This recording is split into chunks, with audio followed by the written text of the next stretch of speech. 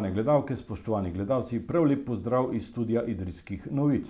Gost današnje oddaje Aktualno je cerkljanski župnik in dekan Idrijsko-cerkljanske dekanije, sicer pa idrijski rojak Matej Kobal, ki ga prav lepo pozdravljam. Dobrodošli. Lepo pozdravljeni. Kako ste praznovali v tem času epidemije? Nekoliko drugače oziroma kar precej drugače kot prejšnje leta. Zagotovo pač nekje so zunanje okoliščine take, ki zunanjo obliko praznovanja, če tako rečem, spremenijo. Lahko rečem predvsem to, pač nekje, da je bilo prav zaradi teh zunanjih okoliščin to praznovanje bolj ponotranjeno, bolj umirjeno, drugače pa ravno tako polno veselja. V praznikih običajno rečemo, da imate duhovniki obilo nekih zadolžitev, obilo dela. Letos je bilo teh zaradi prepovedi združevanja vendarle nekaj manj. Tako, letos je bilo teh zadolžitev precej manj. Prav zaradi tega, ker smo zaradi karantene, zaradi zapore omejeni na prepoved srečevanja z drugimi. Tako da sva z vikarjem, gospodom Bogdanom, vse obrede obhajala sama. Tudi pač nekje, že kar nekaj let nisem imel te priložnosti, da so bili vsi ti obredi samo enkrat, da ni bilo tekanja, gledanja na uro, kdaj boš, kje se boš preveč zamudil, da boš prepozen na drugem kraju. Vse to je letos odpadlo. Mnogi ljudje so osamljeni in zapuščeni. Kako jim pomagati v tej situaciji? Zagotovo najbolj jim lahko pomagamo tako, da jih pokličemo, da smo jim blizu na tak način, da skušamo z njimi spregovoriti, se pogovarjati, tudi kakšne strahove, če se morda pojavljajo, na tak način razblinjati. Pri tistih, ki tudi živijo sami, je seveda zelo dobrodošlo oziroma potrebno, da jih tudi vprašamo, če kakšno stvar potrebujejo, da jim stvari, ki jim morda primanjkujejo, preskrbimo. Strokovnjaki opozarjajo, da v težkih časih pri ljudeh opazimo lahko tudi mnogo slabega. Ljudje se na nek način spremenimo. Ja, to pač tako. Ko se človek znajde v krizi, takrat se pokaže, kdo je. To se pravi pač nekje tisto, kar je njegova pač nekje notranja bit, če tako rečem, udari na dan. Maske padejo, pokažemo se, kdo smo, in v večini oziroma v marsikom tako na dan privre ogromno dobrega, kar si sicer morda človek ne upa izraziti, pri nekaterih pa udarijo tudi tiste slabe stvari.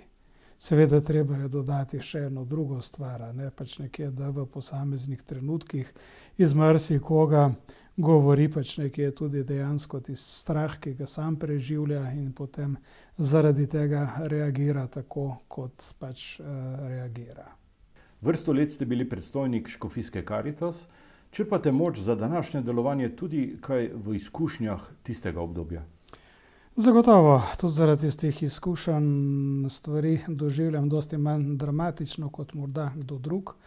V več kot 20 letih delovanja tudi na mednarodnem področju sem se srečal z marsikatero stisko od Balkana do Afrike. In prav zaradi tega pač nekje tudi na to krizo, situacijo, v kateri smo, gledam kot tako, da je nekaj posebnega samo zaradi tega, ker se pač dogaja nam. Nenazadnje, konec koncev, ko so se iste stvari pred par meseci dogajale na Kitajskem, ni bilo to za nas nič posebnega. Ko se je dogajalo v Italiji, morda malce pač nekje tistega strahu, kaj pa če bo udarilo čez mejo, ampak spet se nas ni dotaknilo. Sedaj, ko smo tudi sami v tem položaju, je pač nekje ta kriza oziroma ta položaj, v katerem smo, nekaj posebnega.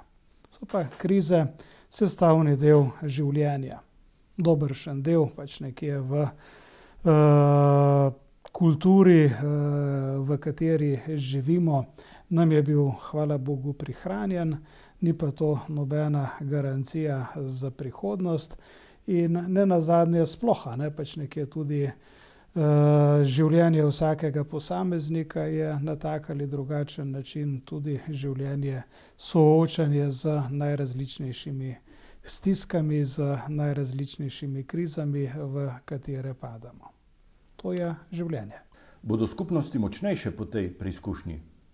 Prezgodaj je še napovedovati, zlasti zaradi tega, ker je težko reči pač nekje, ali bo za dosti dolg čas trajanja te krize, da bi pustila trajnejše posledice.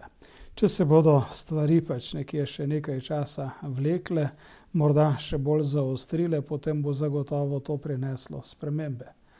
Želim si, da bi jih zlasti pač nekje na tem področju, da bi se bolj zavedli vrednosti skupnosti, vrednosti občestva, da bi drugačno težo v svojem življenju dali družini, da bi se preusmerili samo iz tiste bitke, čim več ustvarjati, čim bolj biti koristen na tak ali drugačen način v tisto drugo dimenzijo življenja, ki se ji reče preprosto bivanje.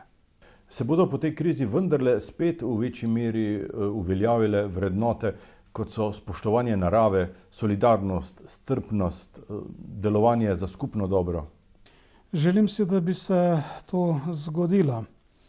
In sicer pač nekje, če bo v nas pustilo dovolj velik pečat tega, da smo krhki, da smo nenazadnje minljivi, da nas vsaka najmanjša stvar lahko tako ali drugače iztiri in da smo prav zaradi tega bitja, ki potrebujemo drugega, nenazadnje potrebujemo tudi okolje, tudi naravo, ki nas obdaja in vse ostalo.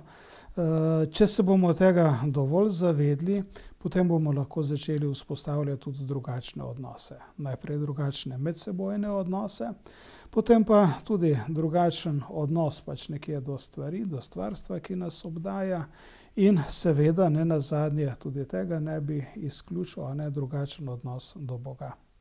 Nekateri razlagajo, da je ta epidemija pravzaprav opozorilo, naj v bodoče upočasnimo tempo našega življenja. Mislim, kar pridružil.